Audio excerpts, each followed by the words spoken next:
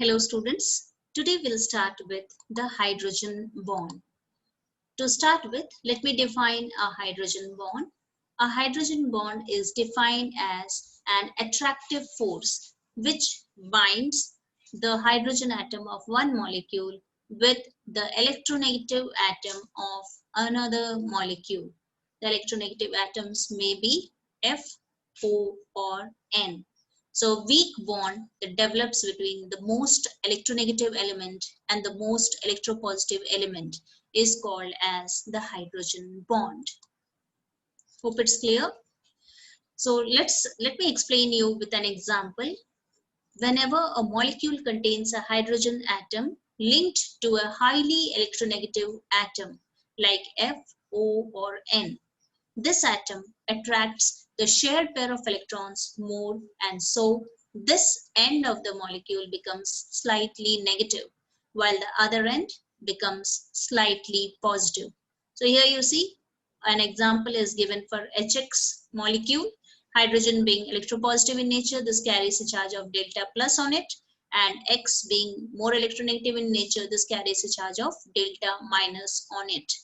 And a weak bond develops between the most electronegative element and the most electropositive element, which is shown by dotted line here, and this weak bond is called as your hydrogen bond. It is also said to form a hydrogen bridge. Let us look at the conditions for hydrogen bonding. The following conditions must be fulfilled in the formation of hydrogen bond. The first condition is the molecule must contain a highly electronegative atom linked to hydrogen atom. The higher the electronegativity, more is the polarization of the molecule. The second condition is the size of the electronegative atom should be small. The smaller the size, the greater is the electrostatic attraction. Thus, only F, O and N atoms can form hydrogen bonds, as these atoms are small in size and have high electronegativities. Chlorine, having the same electronegativity as that of nitrogen, does not form hydrogen bond due to its large size. Let's have a quick look at examples of hydrogen bonding. Hydrogen fluoride. Fluorine, having the highest value of electronegativity, forms the strongest hydrogen bonds. Let's look in this diagram. HF molecule, fluorine being more electronegative in nature, carries delta minus charge, and H carries delta plus charge on it. A weak bond develops between the most electronegative element and the most electropositive element, which is shown by dotted lines, and it results in the formation of hydrogen bond. Similar is the case in water, H2O. Oxygen being more electronegative in nature carries a charge of delta minus on it, and hydrogen carries a charge of delta plus on it. So weak bond develops between the most electronegative element and the most electropositive element, and this weak bond is called as the hydrogen bond. Let's discuss the same in case of ammonia molecule, NH3.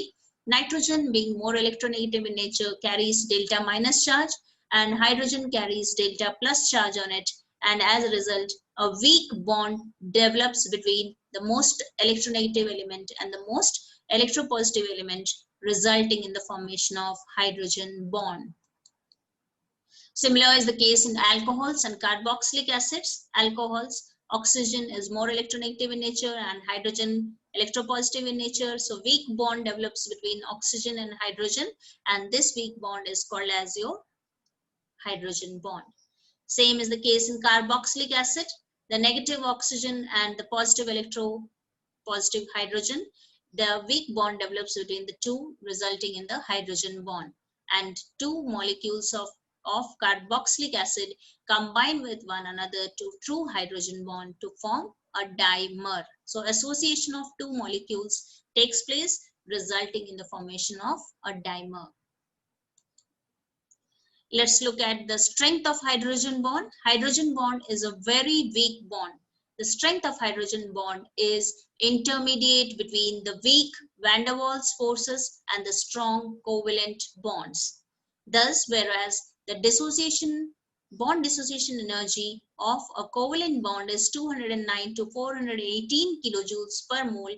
That for hydrogen bond is only 12.6 to 41.8 kilojoules per mole respectively. Let's see the difference between hydrogen bond and a covalent bond. Hydrogen bond involves dipole-dipole attractive interactions, whereas covalent bond involves sharing of electrons. Hydrogen bond is formed between hydrogen atom and a highly electronegative atom such as fluorine, oxygen, nitrogen. Covalent bond is formed between two electronegative atoms which may be of the same element or of different elements. The strength of hydrogen bond is very small. Example, bond strength of HF is 41.8 kilojoules per mole. The bond strength of covalent bond is sufficiently high, and for hydrogen bond it is 433 kilojoules per mole there. Let's see the effects or consequences of hydrogen bonding. First is dissociation. In aqueous solution, hydrogen fluoride dissociates and gives the difluoride ion HF2- instead of fluoride ion, and this is due to hydrogen bonding in HF. On the other hand, the molecules of HCl, HBr or HI do not have hydrogen bonding. This explains the non-existence of the compounds KHCl2, KHBr2 or KHI2 respectively. Association, as mentioned in the examples, the molecules of carboxylic acid exist as dimers because of hydrogen bonding. The molecular masses of such compounds are found to be than those calculated from the simple formulae. High melting and boiling points. The compounds having hydrogen bond show abnormal high melting and boiling points there. The compounds which can form hydrogen bonds with the solvent molecules are soluble solvents.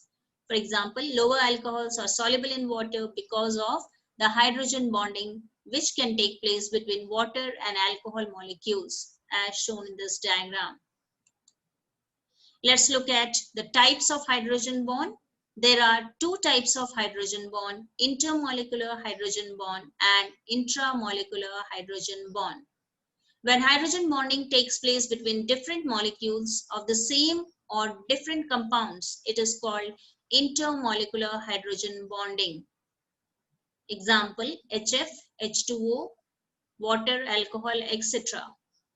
And intramolecular hydrogen bonding, the hydrogen bonding which takes place within a molecule itself is called intramolecular hydrogen bonding. So when the bonding takes place within the molecule, it is called as intramolecular hydrogen bonding. Example is orthonitrophenol or salicylic acid. So oxygen being more electronegative in nature of NO2 molecule and hydrogen being electropositive in nature of OH. A weak bond develops between the two, resulting in the formation of intramolecular hydrogen bonding in case of orthonitrophenol.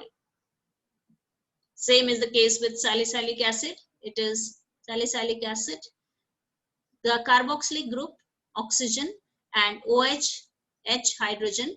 Hydrogen develops positive charge and oxygen develops negative charge. A weak bond develops between the two, forming hydrogen bond.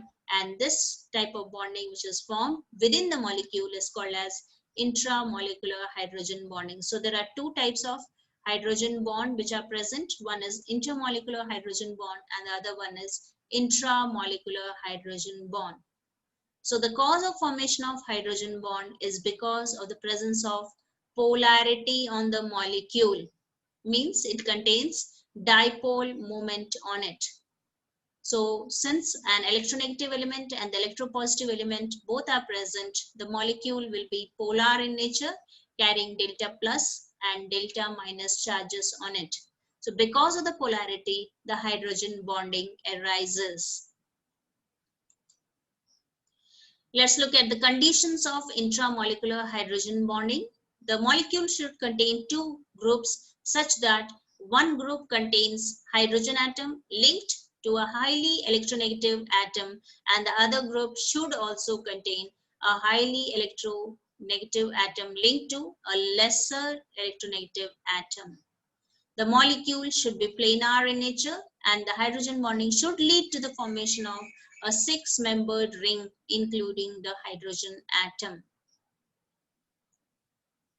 Effects of intramolecular hydrogen bonding. The intramolecular hydrogen bonding prevents association of molecules, causes a contraction of size of the molecule, and hence it decreases its surface area. Consequently, the effect of intramolecular hydrogen bonding on physical properties of substances is to lower their melting and boiling points, also to decrease their solubility and increase its vapor pressure, just opposite to what as a result of intermolecular hydrogen bonding.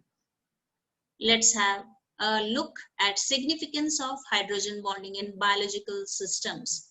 Water present in plants and animals, which is more than 50% by weight, is attached to the proteins by hydrogen bonding. Similarly, the structures of proteins and nucleic acids are also stabilized by hydrogen bonding. So we finish here with that of the hydrogen bond. Thank you, children, and have a nice day.